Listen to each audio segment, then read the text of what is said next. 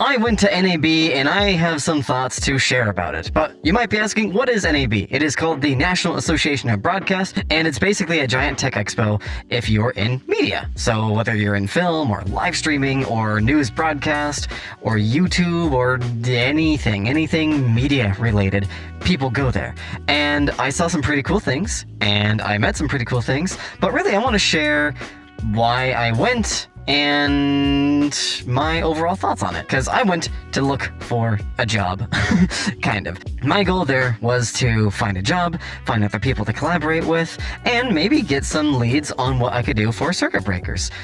I don't know if you've noticed, but it's been really tough out there. I work for an LED company, and I edit a lot of their commercials, their YouTube videos, but as of late, and I say as of late as in literally last year, there hasn't been a lot of need for videos and such, especially for editors. So I've been trying to poke at it myself. I'm trying to build my own brand and basically make enough just to survive and not have to work 1,700 hours a week. Well, there's a lot of people that go to NAB. There's a lot of media types, a lot of filmmakers, and a lot of people that might need editors. So while I was at NAB, I wanted to try something different. I wanted to try vlogging, but couldn't exactly take my regular face at a convention like this. Not like this one. Usually for any other convention, I'm, totally open to that, but this felt a little bit more high class. And I could try it. One of these days I might actually stood up, just wear the costume and walk around. It's also Las Vegas. Did I mention that this takes place in Las Vegas? Because it takes place in Las Vegas, and now that I think about it, I could have totally tried wearing my normal face there, but instead I had my human holographic face there. Let's dive into it. It was interesting. It was very interesting. The job that I work for, I'll just reveal it, it's for Aperture. They flew me down with the understanding that if I go down there, I want to network and go to some of these workshops so that I could be a better editor and get more work. And they were very polite in allowing me to do so. It worked out pretty okay. I flew down and immediately I'm reminded Las Vegas smells like cigars and cigarettes everywhere. There's also games everywhere too. It floors me every time to know that Las Vegas Airport has machines here. At the airport. At least they got a cool phone. Not the end of the world, but certainly interesting. We arrived to Las Vegas and we just went running immediately after that. So boss man's like, yo, hey, can you edit this thing? Yep, sure can. Edited it while I'm waiting for my burger and then having the burger, and then immediately head over to where the company's going to be meeting up. We were at MozaicStudios, which for context is around the airport. So you have the airport, let's say dead center in town. To the north of the airport is the Strip. It's where everybody thinks Las Vegas is held. And then you have MozaicStudios, which is below that, below the airport, south. Got to the studio, honestly, pretty cool, pretty nifty spot. It's a giant, basically just a regular, film studio, except there's a giant LED wall. So, you walk in, there's, the entrance where, the receptionist is at. Keep going down behind the hallway, and there's, to the left, a really big wall for just presentations. Beyond that is the actual studio, where there's, a white cyc, and then a gear closet, which the closet was huge, and then the giant virtual screen.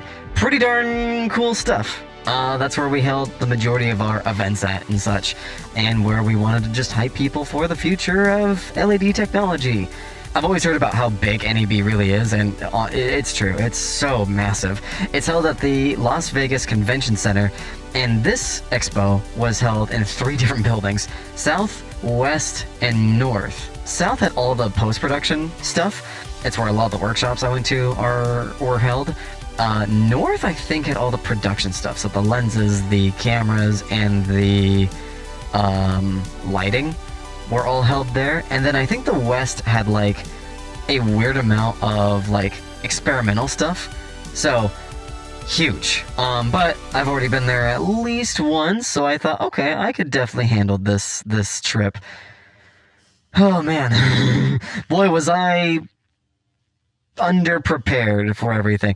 I still got everything though. I still got stuff. So, not even the first night, I'm flying there, get to work, I see that they're building out the sets. It's like this cool Jurassic set that they're presenting for the virtual back wall. And I'm editing more or less just B-roll stuff. So for the most part, like, there are these TVs all around the studio describing the history of Aperture. I was kind of in the quote back rooms or the back offices where, for whatever reason, none of the like power ports worked. I think all the power went to the LEDs or something. So my boss was very kind and very forward thinking in collecting this big ol', like, basically a generator, and then we plugged both of our MacBooks into that, and that's what we edited off of. And editing, for the most part, didn't take too long. Again, I edited like 7 videos for just these TVs that were around the room, and then these 3 to 4 taller TVs, and those are just montages of like all of Aperture's gear. Edited those. Bam! Good. Alright, you know what? Not too bad. We got like maybe 7 of those videos edited during the first night. Oh, if I can edit that fast, then like, we're doing okay. Second day is where things get a little bit interesting. It is the first day for other exhibitors to come around and visit, and we have Ted, the CEO of Aperture, walking around presenting, hey, here is MozaicStudios, here's the history of Aperture, etc., etc. We're excited to release the XT52 light. Wow, go check it out. It's so cool. LED technology, it's great. While all that's happening, while they're recording that, I'm at my very first workshop, and I find out that NAB charges $1,300 to attend, which I'm like, oh. No, sorry, that is to attend workshops. For the actual event, it's actually free unless you buy it like the weekend of, then it's like $250. Well, the workshops, holy moly, they're so expensive if you were to buy them the weekend of. Good lord. I went to a color bootcamp spot, which I knew like 70% of the stuff there already. I went to a sound design one, which again, I already knew like 70% of that stuff already. That was kind of neat. I think most of the workshops I want to go to next year are the ones actually held at the booth themselves. Like DaVinci may have their own booth. I know Adobe had their own booth about like the next thing with Premiere or something, or like I think Canon has some stuff like that. But it is pretty cool that they do offer a lot of workshops. Oh man, yeah, the travel. So early impressions, overall pretty set. It's a standard NAB year for the most part. Even I say that, it is huge. There's so many booths everywhere. But the calm versus the not so calm. I had a very calm morning going to those workshops to immediately get hit by a bus and say, all right, we need this edited. Okay, yeah, let's quickly edit this thing together, send it over to the Aperture team. Cool, they got some stuff ready. So far, so good. But I do remember having to stay up to 3 a.m. editing it. I went to a MoGraph. I went to an after party. So yeah, overall impressions, early impressions. Las Vegas is dry, and the after parties. Oh man, I was telling a friend of mine this, like, the biggest reason why one should go to NAB is for the after parties, because that's where you meet the majority of people. I went to an after party called MoGraph, which is mostly for like motion graphics, visual effects, and post-production people. And I met someone there. Actually, I met a lot of people there. Pro tip, get an Instagram account just for your portfolio, if you're within the entertainment industry anyways, or get like Hi Hello, which is like a digital business card or something. Get some form of a digital business card going, or a digital portfolio to then send to people and share with people, because I can count maybe like 18 people that I met this year alone that are like, oh, what's your Instagram handle? Because they just wanted to connect on that level. There's maybe 3 or 4 people that I connected to via LinkedIn, and only 1 person that I connected to via YouTube. The second after party was the Aperture one, so that was really cool. I ended up being a behind-the-scenes photographer and videographer here and there sometimes, and that was a lot of fun.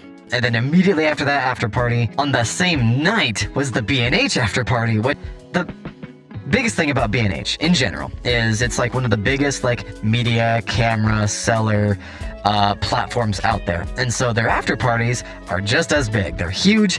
I heard about it last year, didn't go last year. This year I got in, and sure enough, it's huge. It's at this giant club, and so it's a really nifty way of just meeting other people. And I met some peeps there that I already met at the MoGraph spot, but then some other people there. It's just a lot of fun. The last after party I went to was my friend Alden invited me to go to this spot. And for context, Alden is the director of Tidbits and Bytes, along with Friends of Sophia, another sci-fi oriented short film / series that you guys should totally check out. If I remember, I'll link it down below.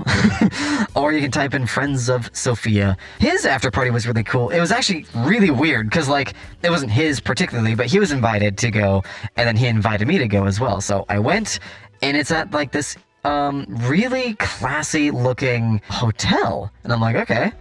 Big hotel, sure, fine, let's see where this goes. The invitation code takes us to like floor 48 or something. I'm like, what the hell?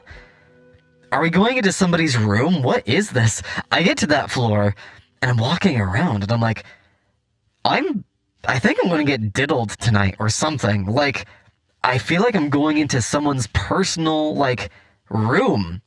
What is this? I'm a little bit freaked out. It's so quiet in these hallways.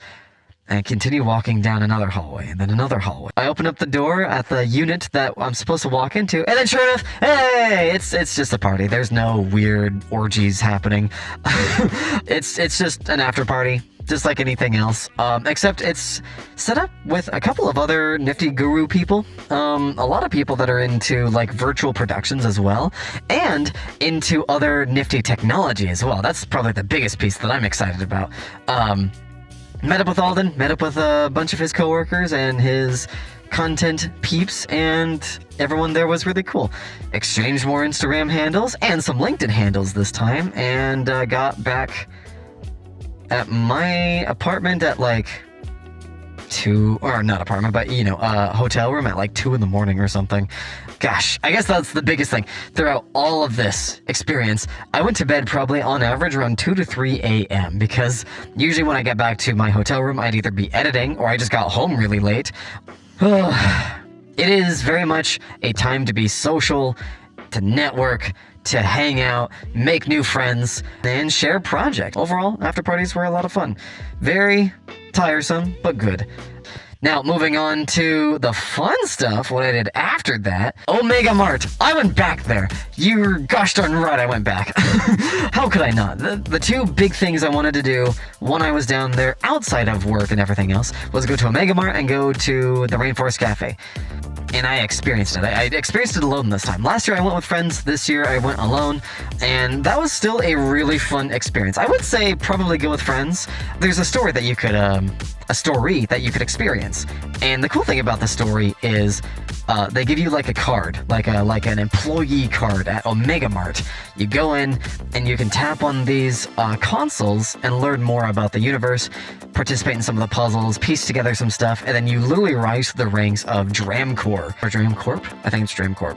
And figure out more and more about the story behind Omega Mart and all the other Meow Wolf locations. It's so freaking cool. It's honestly a huge source of inspiration for me on a creative level because it's the closest thing. I think I already rambled about this last year, but I'll ramble about it again. It's the closest thing that I've ever experienced to a VR chat world. I also just love Meow Wolf's intent, just in general. They want to like showcase art of other people as much as they can. Love them for that. I went to the Meow Wolf store and saw like there were a lot of people selling their own art. Not like people, but like they had like a plaque. Hey, this person's from Arizona, this person's from Portland, Oregon, this person's etc. And they have like their own merch there, and it's really cool. They also like weird, wacky stuff, and sometimes their stuff is a little too wacky for a lot of other art exhibits, so let's just make a whole art exhibit to just showcase the really weird stuff that people have. And that's what like Area 15, Meow Wolf, that whole exhibit area is just for artists like that.